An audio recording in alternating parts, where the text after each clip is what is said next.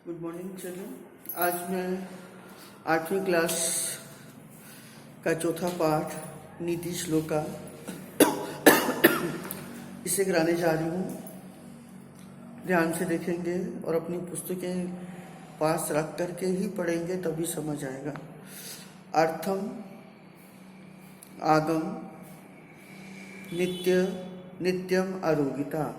अर्थ आगमनम नित्यम अरोगिता च प्रिया च भार्या प्रिय वादनी च।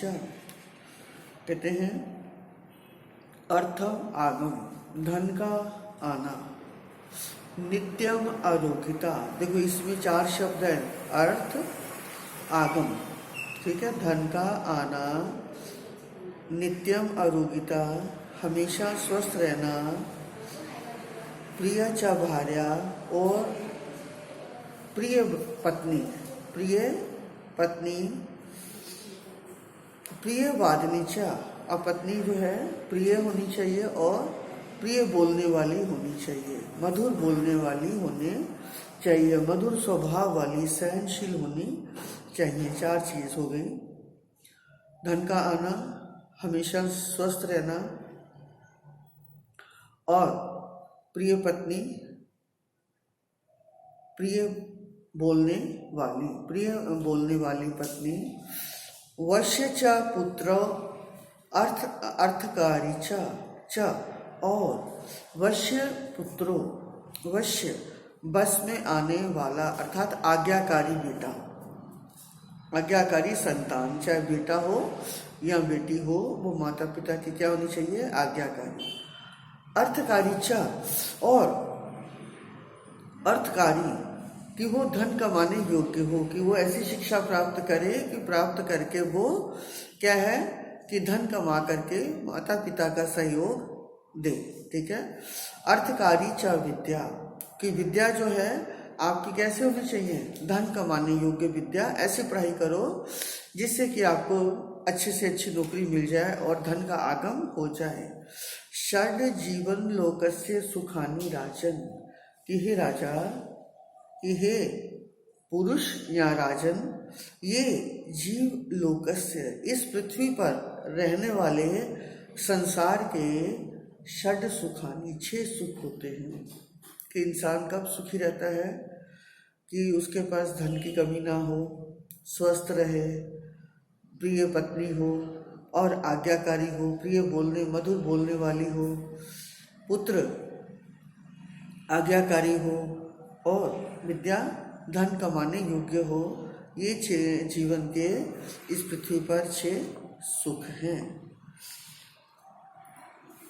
आयुक्तम स्वामिना युक्तम युक्तम नीचस्य दूषणम। कहते हैं कि युक्तम स्वामिनो, युक्त अर्थात गुणवान मनुष्य के पास संगत करने से आयुक्तम युक्तम, गलत बात भी सही हो जाती है, गलत बातें भी वो छोड़ करके वो अपने आप को सही राह पर चल पड़ता है। परंतु युक्तम नीचस्य दूषणम, और कहते हैं सही इंसान होते हुए भी नीचस्य, नीच व्यक्ति की संगति में रह करके, दुष्ट की संगति में रह करके उसकी जो अच्छाइयाँ हैं वो अच्छाइयाँ भी कैसे हो जाती हैं? दुर्गुण हो जाते हैं, बुराइयाँ हो जाती हैं। इसीलिए क्या है? अमृतम राहवे मृत्यु विषम शंकर भूषणम। कहते राहवे, दानवों को कहते हैं कि अमृत ही मौत का कारण बन गया। दानवों के लिए अमृत ही मौत का कारण बना और विष जो थे शंकर भूषणम, देवों का आभूषण हो गया। थर्ड देखेंगे, अमृतम चाएव मृत्युश्च द्वयम देहे प्रतिष्ठितम।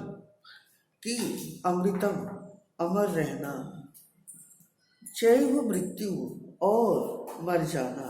अमर रहना और मर जाना, इसमें क्या अंतर है? अमर रहना मीन्स कि अपने अच्छे कर्मों के द्वारा इंसान मर करके भी वो अपनी अच्छाइयों के कारण वो जीवित रहता है।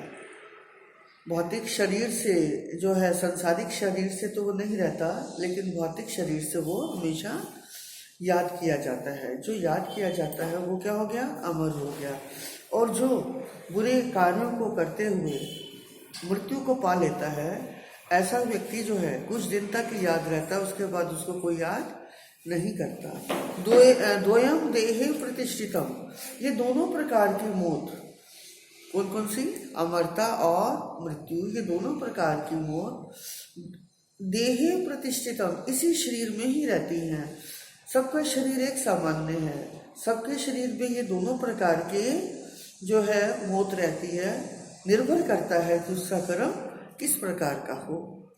मृत्युम अपाद्यते मोहात, कहते हैं मोहात, लालचवश, लालच करने से, हर चीज को पाने से, हर चीज की जो है गलत चीज को पाने से मनुष्य मृत्यु अपाद्यते, मृत्यु प्राप्त करता है।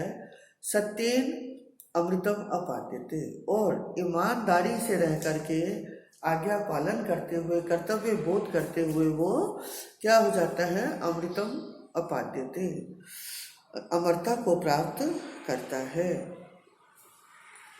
आपत्सु मित्रम जानियात युद्धे शूरम धने शुचिम। आपत्सु, आपत्सु मतलब संकट के समय, मित्रम जानियात, अपने दोस्त को पहचानो, क्योंकि अच्छा दोस्त वही होता है जो आपके हर समय आपका साथ सहयोग देता है। युद्धे शूरम, और युद्ध भूमि में शूरम, वीरता, कि मनुष्य की क्या कार्य काम आती है? वीरता। धने शुचिम, और धन में शुचिम, पवित्रता।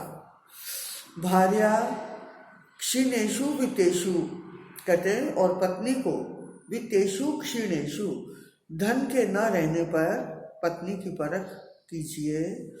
व्यसनेषु चा बांधवान, और व्यसनेषु, इसके दो श्लेष अलंकार है कि बुरी आदतों के समय या व्यापार के समय बांधवान, अपनों को समझो।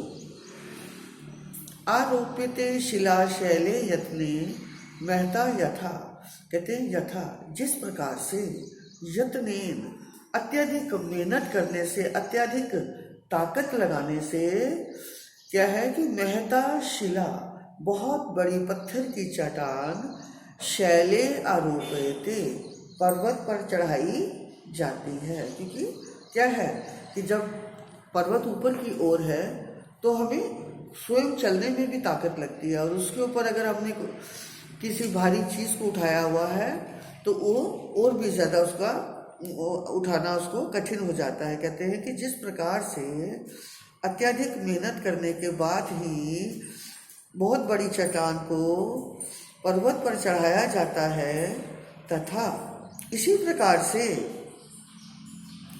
निपत्यते क्षणेन आद्य तथा आत्मा गुण दोषो, लेकिन वो जो चट्टान है आपने इतनी कठिनता से ऊपर तो चढ़ा ली है, लेकिन आप जरा सा उस पर दबाव डालते हैं, थोड़ा सा भी जोर डालते हैं, तो क्या होता है कि वो अपने आप एक पल में नीचे आ जाती है।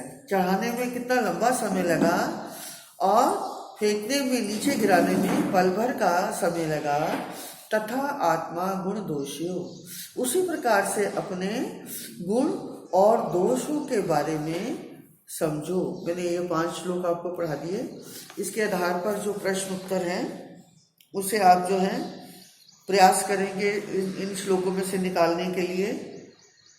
धन्यवाद।